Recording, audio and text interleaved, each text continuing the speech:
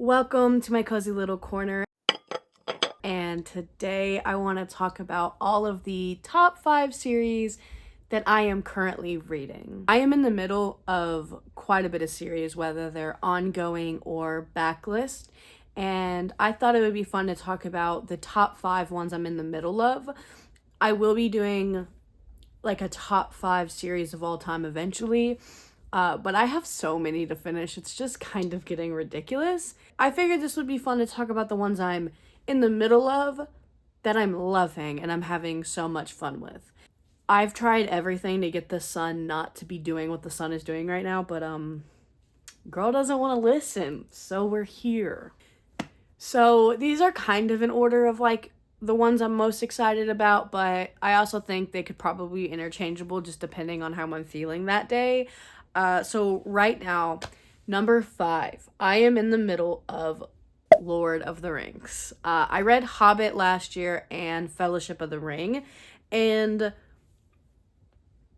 don't get me wrong, I think it's great. I am having a lot of fun, but I do think that I don't know, saying it's dense is not the right word. It's not dense, but it does feel kind of like a bigger commitment than some of these other series to me. And I don't think it's an enjoyment thing. I think it's a like I think it's a brain thing. I think I'm just overthinking it. But I really loved Fellowship of the Ring, and I said this before in my wrap up for 2025. The Hobbit, I loved The Hobbit. I could probably reread The Hobbit so many times and not feel like what I'm saying. But yeah, number 5 is Lord of the Rings. Number four is the Faithful and the Fallen series. So the Faithful and the Fallen series is a series that is like, it's a very classic feeling, medieval feeling, 4-book series by John Gwynne. And there's prophecies and magical artifacts and like a really well written, really good animal companion. I kid you not, the main thing that made me like, I finished book 1 and was like, this is really good as far as fantasy series go. But the animal companion, it was like, I just kept wanting to go on because I loved the animal companion in that. Chef's kiss. The Faithful and the Fallen series is one of those series where I've heard other people talk about this. I'm not stealing it from other people, but I do think that other people feel the same way I do. The first book I gave 4 stars. That's the point I'm trying to make. The first book I gave 4 stars. The second book I gave 4 stars. But the reading experience of Faithful and the Fallen is this like, it is not cozy. Shit goes down in this series. Okay? It is not cozy, but it feels cozy. There's just something about the setting and the writing in this series that just makes it feel like a hug. I will say too, I don't love all the POVs. I mostly just like Corbin. And then the girl. I always forget the girl's name. I'll put it up on the screen. But that's really all I like. And I'm taking my time with this series. I could definitely binge it, but I'm taking my time. So I don't think I am going to finish up this series this year, but it's a possibility. Number 3? 3. Yeah, number 3. Number 3 is the Green Rider series.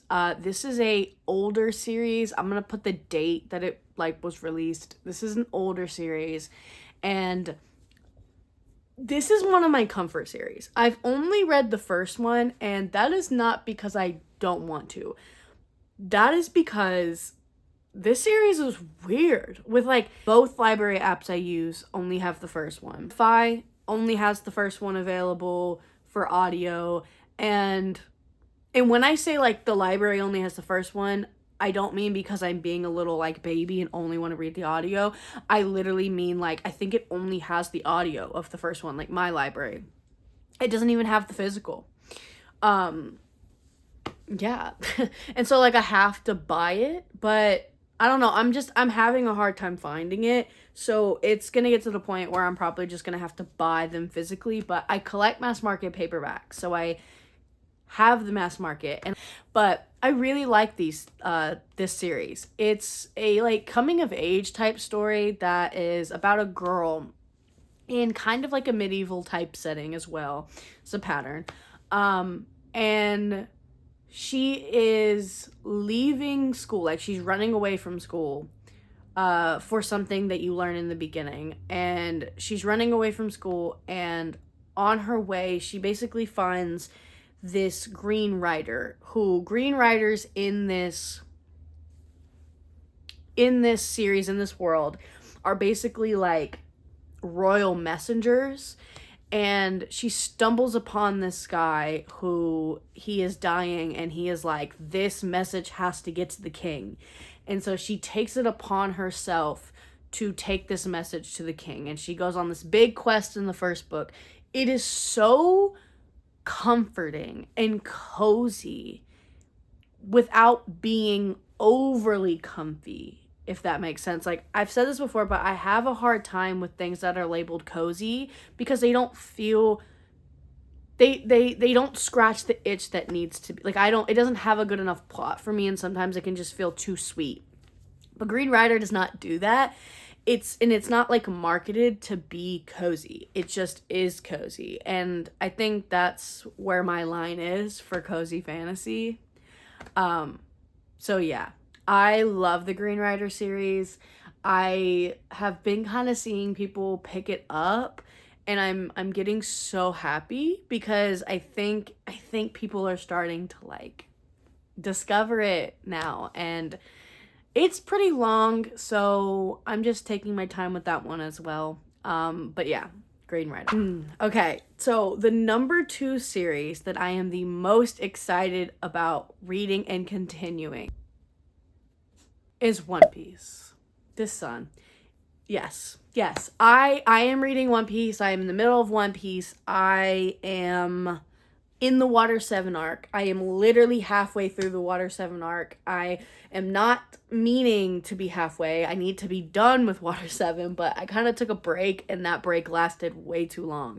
I am reading it by arcs, which is why I'm mad I'm in the middle of this arc and I haven't continued. But I've just been focused on so many other books that I just haven't had the time to get back to it. But yeah, I don't really think One Piece has anything to be said. I will be doing vlogs. Hopefully, once I finish Water 7, I want to do vlogs for the rest of the arcs. I might do like a video kind of just talking about my experience of reading One Piece for the first time with those beginning arcs. Hopefully. I really like One Piece, and if you watched the live action show and it made you want to it made you want to watch the anime, but you're like, holy crap, it's long. There are pacing issues with the anime. I think it is very difficult for people who haven't been watching it from the beginning to get on the train because it's so damn long, but also there are pacing issues. It's not perfect. And because I am an avid reader and I read as much as I do, my boyfriend, being a big One Piece fan, was like, why don't you just read it? Because what he did was he basically like got caught up at a certain point and then just read it. Because it wasn't done being animated.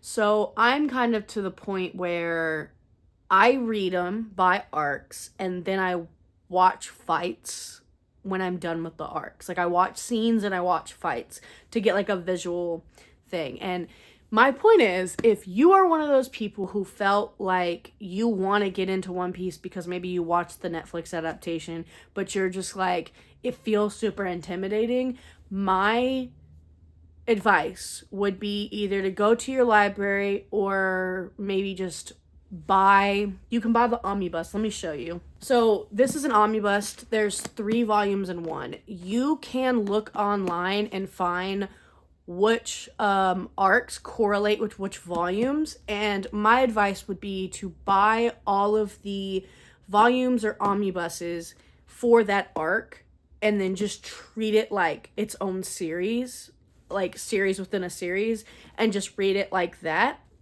or treat it like a book within a series, whichever one feels like less intimidating to you. Another thing that I did was I have the Shonen Jump app, which is $3.99 through Apple. You can also just figure out which chapters line up with which arcs and then just read it by arcs. That is like the best way, in my opinion, to tackle One Piece. That is how I am tackling One Piece. And like I said, if you are intimidated by how long the show is and you like to read, I highly recommend doing it that way. You can also just get the omnibuses and just read them a little bit at a time.